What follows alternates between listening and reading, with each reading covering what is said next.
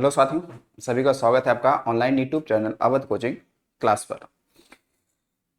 आज से हमारी एक नई श्रृंखला शुरू हो रही है। स्टैटिक जीके और जियोग्राफी से संबंधित सी शुरू होगा। वो होगा क्या है, उत्तर प्रदेश जो सब इंस्पेक्टर है यूपीएसआई से जो अभी तक का जो भी पीवाईक्यू के रूप में जो भी सवाल बने हुए हैं उनके सारा यहाँ पे विधिवत रूप से आपको ये कराया जाएगा। और ये श्रृंखला जो होगी 1991 से लेकर 2021 तक अभी तक का जो भी सवाल आए हैं, खासकर मिसलेनियस जो प्रश्न बने हैं उसके संदर्भ में सारा हम लोग क्या करेंगे, यहाँ पे चर्चा करेंगे। जैसे आपने देखा उत्तर प्रदेश जो पेट का एग्जाम हुआ उसमें आपको बहुत सारे क्वेश्चनों को देखने को मिला। डायरेक्ट क्वेश्चन आपके एग्जाम में वो मिले इसी चैनल से। तो आगे वाले जो आगामी एग्जाम होगा यूपीएसआई के संदर्भ में, उसमें जितने भी क्वेश्चन आपको दिए गए हैं, आए हुए हैं विविध रूप में, वो सारा यहाँ पे कराया जाएगा। तो चलिए देखते हैं आज के हमारा पहला प्रश्न क्या होगा, और इसे आप विधिवत रूप से आप इसको देखिए और एनालिसिस करिए। देखिए आज का पहला क्वेश्चन हमारा क्या है कि राष्ट्रीय मानवाधिकार आयोग के प्रथम अध्यक्ष कौन थे। तो आप इसका आंसर दें कि इसमें क्या आंसर आपका सही हो सकता है।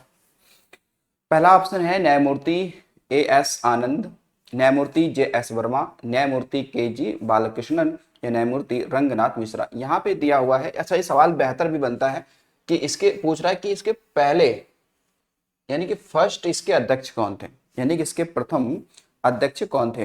तो हालांकि इसमें सही आंसर आपका हो जाएगा वो ऑप्शन ऑप्शन आपका फोर्थ हो जाएगा, ऑप्शन नंबर डी, यानी कि न्यायमूर्ति रंगनाथ मिश्रा। इनको आपको विशेष रूप से ध्यान रखना। इसमें लोग होते हैं एनएचआरसी, यानी कि national human right commission, NHRC. ठीक है, एनएचआरसी का मतलब है नेशनल ह्यूमन राइट कमीशन। ठीक है, अब देखो जो एनएचआरसी है इसकी हम स्थापना की अगर बात करते हैं तो भाई इसकी स्थापना होती है कब, तो 12 अक्टूबर। कब होती है, 12 अक्टूबर 1993 में। कब होती है, 12 अक्टूबर 1993 में होती है। और हालांकि मुख्यालय तो ठीक है इसका नई दिल्ली में ही है। इसका जो हेडक्वार्टर है, हेडक्वार्टर वो कहाँ पे मिलेगा आपको, दिल्ली में मिल जाएगा। कहाँ मिल जाएगा, दिल्ली में है। ठीक है, अब जो एनएचआरसी है, एनएचआरसी है तो ये ध्यान रखेंगे कि इसके भाई वर्तमान में अध्यक्ष कौन है। वर्तमान इसके अध्यक्ष कौन है या चेयरमैन कौन है, ये मैं 2025 की बात कर रहा हूं। अभी आज ये 14 सितंबर यानी कि 2025 है। अभी तक तो इसके जो चेयरमैन हैं वो कौन है, वो मिल जाएगा आपको वी राम सुब्रमण्यम मण्यम। तो ये वर्तमान में क्या है, इसके अध्यक्ष हैं, अभी वर्तमान में है। लेकिन जब आप एग्जाम का आप जब भी एग्जाम लगे तो उस समय एक बार इसे आप देख लेना, हो सकता है कि ये बदल जाए, लेकिन अभी तो यही है। ठीक है ना, अभी यही है। ठीक, अच्छा देखिए अब एक चीज और भी ध्यान रखिए कि जो एनएचआरसी है ये कुल मिला के 13 सदस्यीय, 13 सदस्यीय ये क्या है आपका संस्था है। ठीक है, ये एक संस्था 13 सदस्यीय। ठीक है, इस 13 सदस्यीय में आपको ये ध्यान रखना है कि कितने सदस्य क्या होते हैं और कितने किस पद पे हैं। तो देखो एक इसमें आपका तो क्या होगा, अध्यक्ष होते हैं। इसमें एक व्यक्ति जो होगा वो क्या होगा, अध्यक्ष होगा। इसमें 5 जो सदस्य होंगे, ठीक है, वो पूर्णकालिक होते हैं। पूर्णकालिक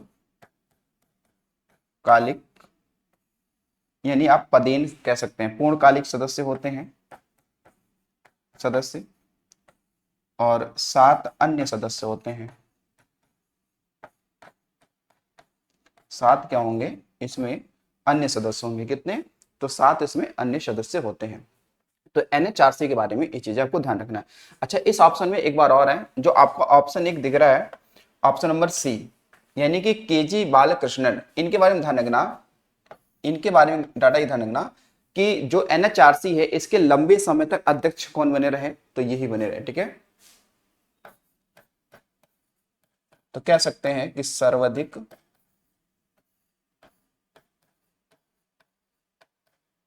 लंबा कार्य काल। तो सर्वाधिक लंबा कार्यकाल किसका रहा है? तो ये रहा है आपका न्यायमूर्ति केजी बालकृष्ण का रहा है। ठीक है, तो ये हमारा क्या है, पहला सवाल है। ठीक है, चलिए देखते हैं दूसरा सवाल कौन सा है। ठीक, आपको जितने भी क्वेश्चन है आपको बेहतर तरीके से इसको क्या करना है, जिसे ध्यान बनाए रखना है, और जो भी एक्स्ट्रा पॉइंट लिखाया जा रहा है उसको आपको लिखते रहिएगा। 100% आने वाले आपके एग्जाम में यहाँ से सवाल आपको मिलेंगे ही मिलेंगे।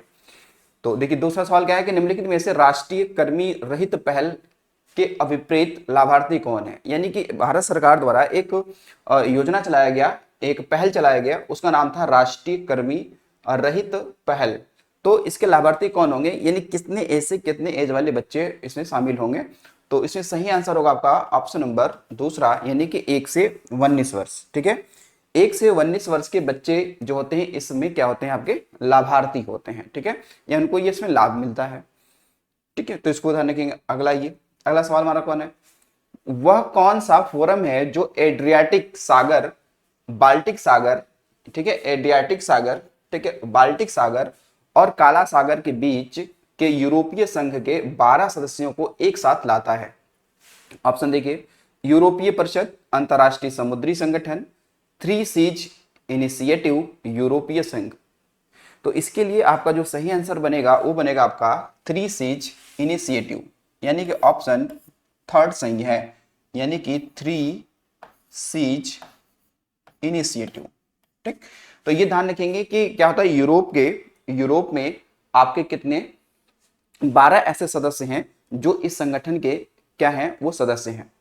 और वो 12 वो देश हैं जो एड्रियाटिक सागर, बाल्टिक सागर और काला सागर की अपनी सीमाएं क्या करते हैं, साझा करते हैं। क्या करते हैं? साझा करते हैं। तो थ्री सीज इनिशिएटिव जो है इसकी स्थापना अगर आप देखेंगे तो ये कब होगा, तो ये लगभग आपका 2015 में। ठीक है, ये कब बनता है? तो ये 2015 में ये स्थापित होता है, 2015 में ये स्थापित होता है। यूरोपीय संघ अगर बात की जाए तो यूरोपीय जो ये संघ है इसकी कह सकते हैं इसमें कितने सदस्य हैं वर्तमान में? तो इसमें कितने हैं? 27 इसके क्या हैं, सदस्य हैं। और इसका जो मुख्यालय है वो है ब्रुसेल्स।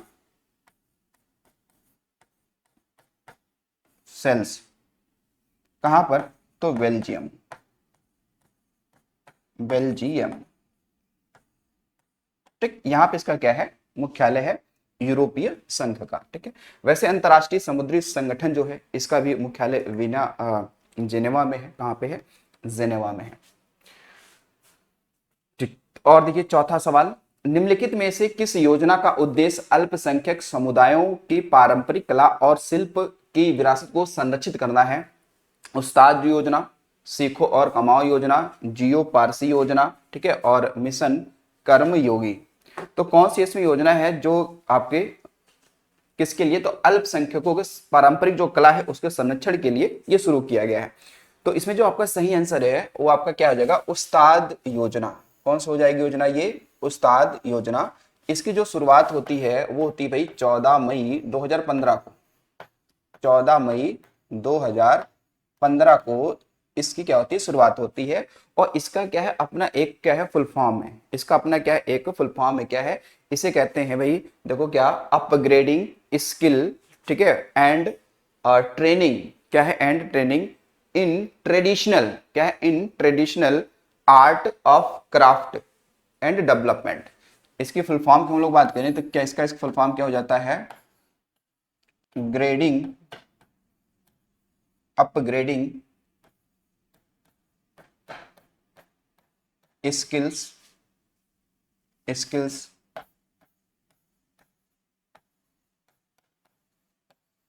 ट्रेनिंग एंड ट्रेडिशनल, यानी पारंपरिक, ट्रेडिशनल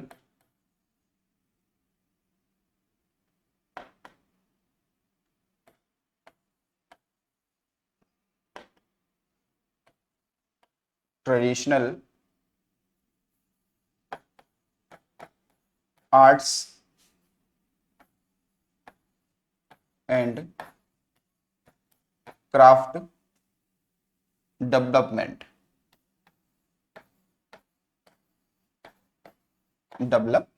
ठीक है।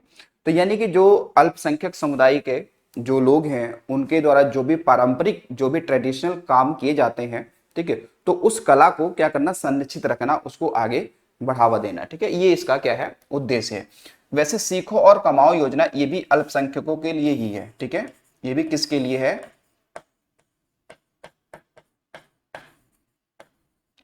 अल्पसंख्यकों में क्या है, कौशल विकास, कौशल विकास इसके लिए ये योजना थी, ठीक। वैसे जियो पारसी क्या है, जो पारसी समुदाय है उनमें जो जनसंख्या जो वृद्धि है उसके लिए खासकर से लाया गया था जियो पारसी। और जो मिशन कर्म योगी है, ये ध्यान रखेंगे, जो भी हमारे सिविल सेवक हैं उनके अंदर क्षमता निर्माण, ठीक है, उनके अंदर क्षमता निर्माण को बढ़ावा देने के लिए लाया गया था। तो ये किस लिए लाया गया था, सिविल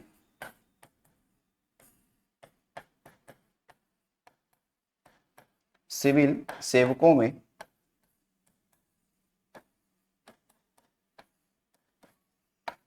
क्षमता निर्माण, ये इसके लिए लाया गया था, ठीक है, मिशन कर्म योगी। तो आपको ध्यान रखना, उस्ताद योजना का संबंध किससे है, तो अल्पसंख्यकों को जो पारंपरिक कला है या शिल्प है उसको आगे बढ़ाना या संरक्षित करना। अगर देखिएगा, भारत का केंद्रीय चिड़ियाघर प्राधिकरण की स्थापना वर्ष डैश डैश में की गई थी, 1982, 1972, 1992 या 2002 में। तो देखो, भारत में जो केंद्रीय चिड़ियाघर जो प्राधिकरण आपका है, इसकी जो स्थापना जो किया गया था वो किया गया था 1992 में। कब किया गया था, 1992 में किया गया था, जबकि एक्ट जो था वो वन्य जीव संरक्षण अधिनियम 1972 का था, उसके अधीन किया गया था। जबकि इसका जो मुख्यालय अभी जो है ये आपका नई दिल्ली में है।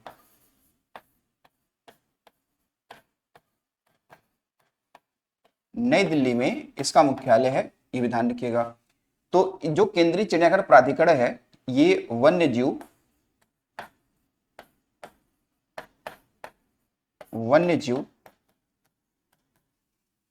संरक्षण एक्ट 1972 के तहत इसकी क्या हुई, यानी इस प्राधिकरण की क्या हुई थी, स्थापना हुई थी। तो ये चीज आपको भी ध्यान रखना। आ जाते हैं आगे। अगला आपका है कि साउथ एशिया वीमेन इन एनर्जी मंच को डैश डैश द्वारा शुरू किया गया था। तो यानी कि जो साउथ एशिया वीमेन इन एनर्जी, ये एक क्या है, मंच है, इसको किसके द्वारा ये शुरू किया गया था, संयुक्त राष्ट्र महिला संगठन, अंतर्राष्ट्रीय विकास के लिए संयुक्त राज्य एनर्जी, यूएनओ या ह्यूमन राइट्स वॉच। तो ये जो एक मंच है इसकी शुरुआत की गई थी अंतर्राष्ट्रीय विकास के लिए संयुक्त राज्य एनर्जी के द्वारा शुरू किया गया था, ठीक है। अगला देखिए, जैविक हथियारों पर समझौता किस वर्ष लागू किया गया था, 1992, 1962, 1975 या फिर 2002 का। तो देखो, ये जैविक समझौता है, इसको जो लागू किया गया था ये आपका 1975 का होगा। कब का है ये, 1975 का।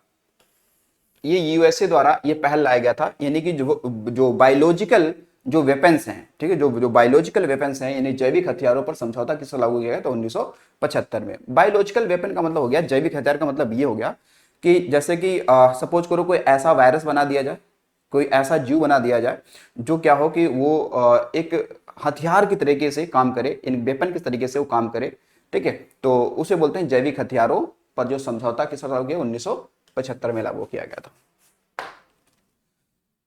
लिखा, इंस्टाग्राम द्वारा आईजीटीवी का पूर्ण रूप क्या है। तो आईजीटीवी का पूर्ण रूप क्या है, इंस्टाग्राम। आपको पता है कि इंस्टाग्राम, हालांकि इंस्टाग्राम जो हमारे इसकी स्थापना जो होती है वो अक्टूबर 2010 में होती है, यानी इंस्टाग्राम कब आया, 2010 में आया। और ये कहीं ना कहीं जो मेटा जो फेसबुक है उसकी ही क्या है, एक एप्लीकेशन ये है जहाँ पे फोटो और वीडियो को शेयर किया जाता है। तो ये कह रहा है कि आईजीटीवी का पूरा नाम क्या है, तो इसका भाई पूरा नाम होता है इंस्टाग्राम टेलीविजन। क्या है, इंस्टाग्राम टेलीविजन, क्या है, इंस्टाग्राम टेलीविजन है। तो इंस्टाग्राम कब आया, ध्यान रखिएगा कि इंस्टाग्राम जो है ये अक्टूबर 2010 में ये आता है, ठीक है। बाकी इसका जो इंस्टाग्राम का मुख्यालय है यानी हेडक्वार्टर जो है ये यूएसए में है। कहाँ पे है, यूएसए में है। तो इंस्टाग्राम क्या है, तो इंस्टाग्राम फोटो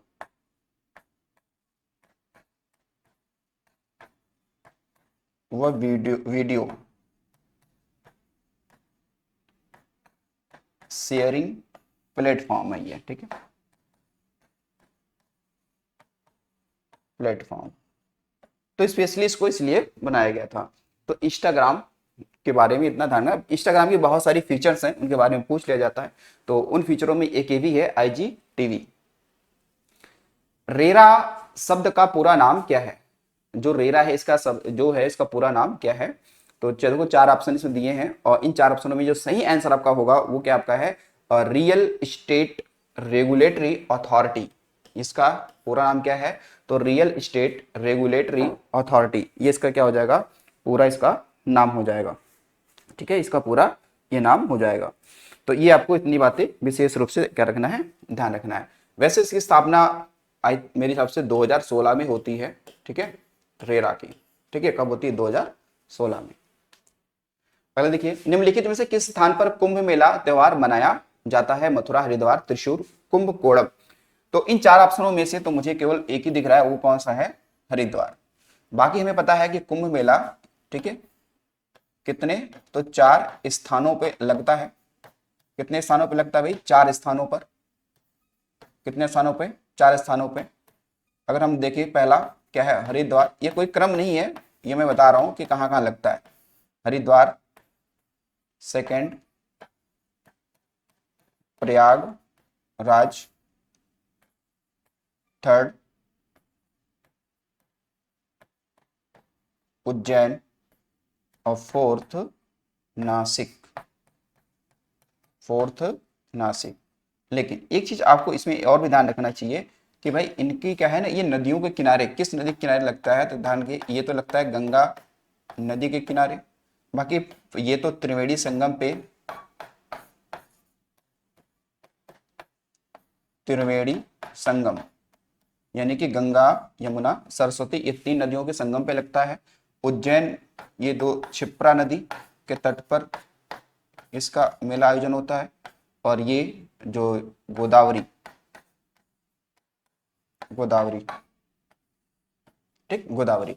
तो एक चीज ध्यान देंगे कि जो कुंभ मेला लगता है, ये किस ग्रह की स्थिति को समझकर या उसकी स्थिति के अनुसार ये लगता है, तो वो है बृहस्पति, ठीक है ना। था ना, कुंभ मेला बृहस्पति ग्रह की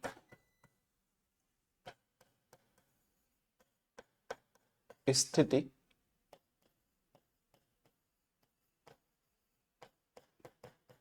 के अनुसार लगता है,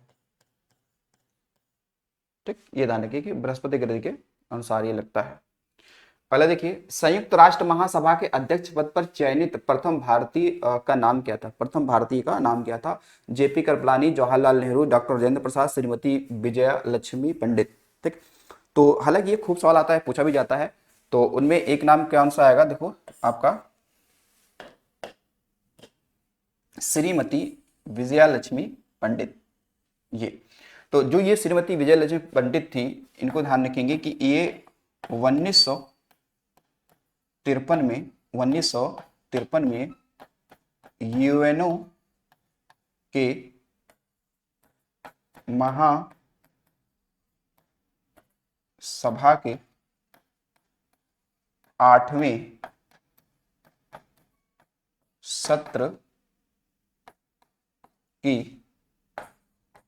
क्या बनी? अध्यक्ष बनी थी, अध्यक्ष बनी है, ठीक। तो इस चीज आपको ध्यान रखना है कि ये जो यूएनओ है उसका जो महासभा क्या है, एक प्रकार का उसका अंग है। तो उसकी अभी तक का एक भारतीय व्यक्ति क्या बना है अभी तक का? इसका अध्यक्ष बना है, और वो भी ये महिला के रूप में थी। तो ये ध्यान रखें, पहली महिला भी है यूएनओ जो महासभा के अध्यक्ष के रूप में, महिलाओं के रूप में, ठीक है। अभी तो वर्तमान की हम लोग अगर बात करें जो वर्तमान समय में, तो अभी 2025 यानी कि आई थिंक मेरे हिसाब से सितंबर में हुआ था या उससे पहले हुआ था, हाँ 2025 में जो बैठक हुई है 80 नंबर की, वो बेयर वाक है, ठीक है। तो अगर हम बात करें कि जो आपका 80वीं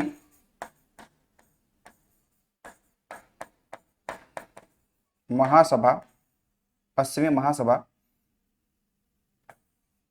2025, इसके अध्यक्ष किसे चुना गया है? अध्यक्ष तो वो जर्मनी की एक महिला ही है जो वहां की विदेश मंत्री हुआ करती थी। तो ये जाने का ना, वेयर वॉक, वेयर वॉक, ठीक। इनका संबंध किस देश से है? तो जर्मनी से है, ठीक है। तो वेयर वॉक, ठीक। तो ये महिला ही है जो कि वहाँ की विदेश मंत्री पहले थी, अभी तो उनका अध्यक्ष बना दिया गया। और 80वें महासभा 2025 की जो बैठक हुई है, तो इन सभी बातों को आपको ध्यान रखना चाहिए। तो विजय लक्ष्मी पंडित हैं, जो 8वां सत्र था, ये ध्यान रखना। अच्छा, ये बात तो सभी को पता रहता है कि पहली महिला अध्यक्ष कौन है, यूएनओ की, तो वो तो ठीक है, विजय लक्ष्मी पंडित हो गई, लेकिन ये ध्यान रखना कब बनी थी? 1953 में। वो कौन सा सत्र था? तो ये 8वां क्या था? सत्र था, ठीक है, 8वां। आगे, गृह मंत्रालय नई दिल्ली के प्रशासनिक नियंत्रण में कितने केंद्रीय सशस्त्र पुलिस बल कार्य करते हैं? यानी कह रहा है कि जो आपका ये गृह मंत्रालय है, होम मिनिस्ट्री है, इसके अधीन कितने क्या है पुलिस जो बल हैं वो कार्य करते हैं? तो ये तो कितने करते हैं? 7, 9, 5, 6। तो ये करते हैं टोटल कितने? 7। कितने करते हैं भाई? 7 करते हैं। ये ध्यान रखिए, वो 7 कौन कौन से हैं उसको यहाँ पे लिख दिया जाए।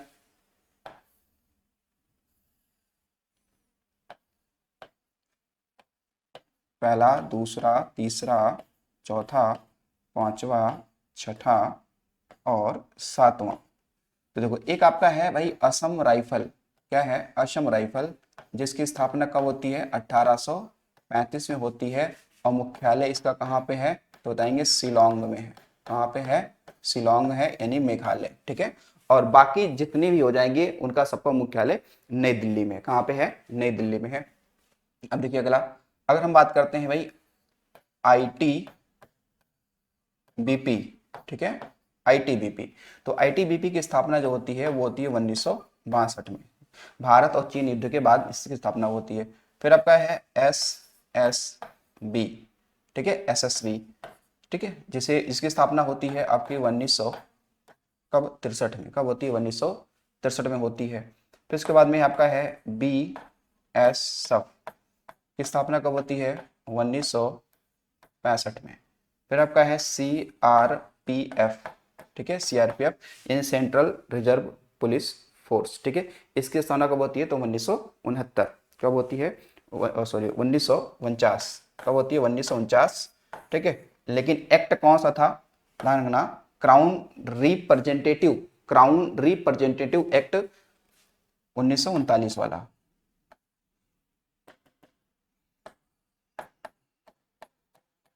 1939 के माध्यम से स्थापना होती है सीआरपीएफ की। फिर इसके बाद में आपका हो जाएगा एनएसजी, इसकी स्थापना होती है 1946 में, यानी नेशनल सिक्योरिटी गार्ड। क्या है? National security guard. और इसके अलावा और कौन सा बच गया? एक बच गया सीआईएसएफ,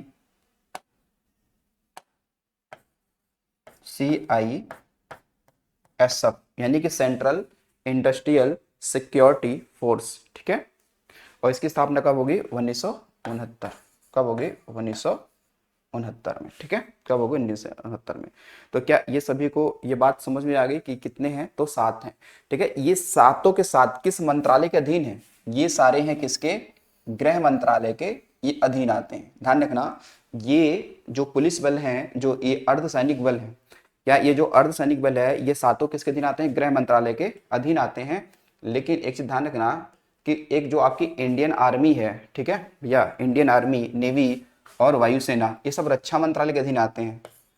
ध्यान रखना कि रक्षा मंत्रालय के अधीन कौन कौन सा आता है? तो ध्यान रखिएगा, जो आपकी क्या है? आर्मी है, आर्मी, ठीक है, फर्स्ट। सेकंड आपकी जो नेवी है, ठीक है, नेवी। और थर्ड आपकी एयर फोर्स। क्या है? Air force. तो ये तीनों रक्षा मंत्रालय के अधीन आते हैं, ठीक है। और बाकी ये सारे कितने आते हैं? ये सब इसके अधीन आते हैं, ठीक। ये चीज आपको ध्यान रखना है। चलिए आगे चलते हैं अगला सवाल पे। लिखा है कि 1864 में भारत में प्रथम वन महानिरीक्षक कौन थे? 1964 में। तो Verrier Elwin E P Stebbing, Michael टोसिंग या डाइट्रिच ब्रांडिस। तो ये देखो एनसीईआरटी का ये सवाल ये है। तो ये थे कौन, ये पहले हमारे भारत में कह सकते हैं ये चुनकर आए थे क्या, आईएफएस के तौर पे आए थे, भारतीय जो फॉरेस्ट सर्विस होती है उसको। तो डाइट्रिच ये बने थे, ठीक है। तो ये बने थे। लिखा कि फूल वालों की सैर नियमित रूप से डैश डैश में आयोजित की जाती है। देखो एक प्रकार का ये फेस्टिवल है, समझ लो क्या है, एक प्रकार का ये फेस्टिवल है, ठीक है। ये कहाँ पे होता है, दिल्ली में। तो जो फूल बेचने वालों का ये क्या है, 3 दिवसीय फेस्टिवल होता है, ठीक है। फूल बेचने वालों का ये क्या, 3 दिवसीय, 3 दिवसीय, ठीक, ये क्या फेस्टिवल है उनका। तो ये ध्यान रखेंगे कि ये दिल्ली में इसका आयोजन होता है। अगला है प्रति बूंद अधिक फसल, यानी पर ड्रॉप मोर क्रॉप, किस योजना का एक घटक है। तो प्रधानमंत्री कृषि सिंचाई योजना, प्रधानमंत्री फसल बीमा योजना, परंपरागत कृषि विकास योजना, प्रधानमंत्री किसान संपदा योजना। तो ये है आपका प्रधानमंत्री कृषि सिंचाई योजना, ठीक है। प्रधानमंत्री क्या है, कृषि सिंचाई योजना। ये चीज का ध्यान रखना कि अगर हम इसकी बात करते हैं कि इसकी शुरुआत कब होती है, यानी इस योजना की शुरुआत कब होती है, तो ये शुरुआत होती है कब, 1 जुलाई 2015 को। कब होती है, 2015 को। बाकी यहाँ पे देखेंगे जो प्रधानमंत्री फसल बीमा योजना है इसकी शुरुआत कब होती है, 2016 में। प्रधानमंत्री किसान संपदा योजना कब शुरू होती है, 2017 में। कब होती है, 2017 में होती है, ठीक है। तो इन बातों को सभी को क्या रखना, आपको ध्यान रखना है। बाकी परंपरागत कृषि विकास योजना बहुत इंपॉर्टेंट नहीं है, लेकिन इसकी भी शुरुआत 2015 में ही होती है, ठीक। तो आगे आ जाओ अगला। भारत ने ग्रेट माले कनेक्टिविटी प्रोजेक्ट जिसे बोलते हैं जीएमसीपी के लिए किस देश को निधि प्रदान की है, किस देश को निधि प्रदान की है। तो अब आपको ये लग रहा होगा कि ठीक है कि भाई माले ये किस देश की राजधानी है, तो मालदीव की है, ठीक है। तो इसलिए इसका संबंध किससे हो जाएगा, मालदीव से हो जाएगा। किसका संबंध हो जाएगा, मालदीव से हो जाएगा। ये योजना क्या है या प्रोजेक्ट क्या है कि जो आपका मालदीव है, मालदीव के आसपास में जो द्वीप, छोटे छोटे द्वीप हैं, उनके बीच में कनेक्टिविटी बनाने के लिए, एक मार्ग बनाने के लिए, यानी आने जाने की सुविधा करने के लिए हमने क्या किया, शुरू किया है क्या, ग्रेट माले कनेक्टिविटी प्रोजेक्ट शुरू किया है, ठीक है। भारतीय संदर्भ में पीआईएल है न्यायिक रूप से व्यक्त तथ्य, संविधान में प्रदान किया गया, विकासशील अवस्था में आम नहीं। देखो ये जो पीआईएल है, ठीक है, पीआईएल, ये पहला ऑप्शन इसके लिए क्या है, सही है। क्या है पहला ऑप्शन, ये सही है, न्यायिक रूप से व्यक्त तथ्य। देखो जो पीआईएल है इसका फुल फॉर्म होता है पब्लिक इंटरेस्ट लिटिगेशन, यानी कि जनहित याचिका, ठीक है। यानी कि पीआईएल जो होता है, पीआईएल का मतलब क्या है, पब्लिक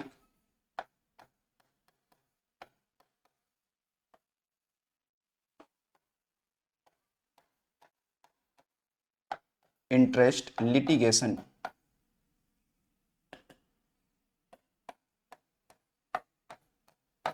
लिटिगेशन यानी हिंदी में कहें तो जनहित, जनहित याचिका, जनहित याचिका। तो जो पीआईएल है, जो भी पीआईएल है, इसके हम लोग अगर बात करें कि भारत में 2 न्यायाधीश हुए, ठीक है, जो उनके समय में ये पीआईएल आया था। वैसे मुख्य न्यायाधीश तो पीएन भगवती थे, बाकी उनके साथ में एक और नाम जुड़ता है जिनका नाम क्या है आपका, तो वीआर कृष्णा, ठीक है। तो जो पीआईएल है, ये जो पीआईएल, ये पीएन भगवती और वीआर कृष्णा के समय ये लाया गया था, ठीक है, या शुरू किया गया था, या पीआईएल आया। वैसे पीएन भगवती को पीआईएल का जनक मानते हैं, इनको पीएन भगवती को क्या मानते हैं कि पीआईएल यानी जनहित याचिका का जनक मानते हैं। और ये कहीं ना कहीं पहले यूएसए में इस प्रकार की चीजें चलती हैं, वहां से चीजें हमने यहाँ पे इसको लिया है। तो ये संविधान में नहीं है, ठीक है, ये न्यायिक रूप से व्यक्त किया गया है, ठीक है। तो पीआईएल वैसे ये किस केस में आया था, ये किस केस में ये आया था, तो ये बिहार का संदर्भ था हुसैन हुसैनारा खातून और जो आपका बिहार राज्य है उसके संदर्भ में ये फैसला यह आया था। कब? तो यह था 1979 में। ठीक है, तो ध्यान, हुसैनारा खातून खातून बनाम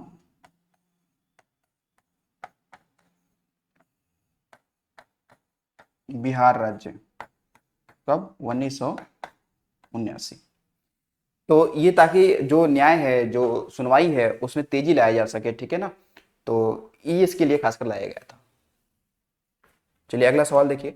अगला सवाल है, लोक नायक जयप्रकाश नारायण राष्ट्रीय अपराध शास्त्र एवं विधि विज्ञान विज्ञान संस्थान में किस शहर में स्थापित किया गया?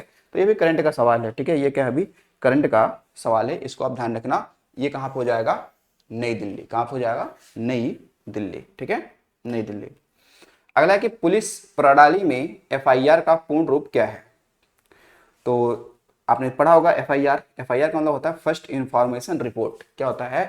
First information report. ठीक है, फर्स्ट इंफॉर्मेशन रिपोर्ट।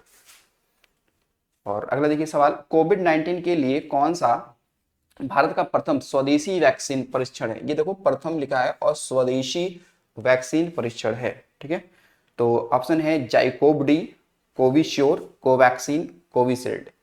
अब देखिए यहाँ पे हालांकि ये सारे क्या है, ये सारे कोविड के समय ये वैक्सीन आए थे। ठीक है, ये सारे कोविड के समय क्या आए थे? ये वैक्सीन आए थे। लेकिन ये कह रहा है कि स्वदेशी कौन सा है, जिसने उस समय आपने सुना होगा भारत बायोटेक ने बनाया था। किसने बनाया था? भारत बायोटेक ने बनाया था। तो उसका नाम है क्या? कोवैक्सीन। क्या है? कोवैक्सीन। तो ये क्या है? कोवैक्सीन। ध्यान रखेंगे कि ये भारत बायोटेक द्वारा बनाया गया था। भारत बायोटेक द्वारा बनाया गया था। ठीक, तो ये हमारे क्या थे आज के? टोटल कितने? 20 क्वेश्चन थे जो आपको मैंने ये पढ़ाया है। और ये लास्ट टाइम ये आए हुए सवाल हैं, यहाँ पे लिखा भी हुआ कि कौन सवाल कब आया था। ठीक है, कब ये सवाल ये कब आया था। तो आई होप आपकी चीज़ें समझ में आई होंगी। ठीक है, तो ऐसे ही अगली वीडियो आपकी आएगी, उसमें कंटिन्यू आपको रेगुलरिटी बहुत ज़रूरी है आपकी क्लास में उपस्थिति होने का। ठीक है, तो चलिए मिलते हैं अगले वीडियो में। आज के लिए इतना ही। Thanks for watching.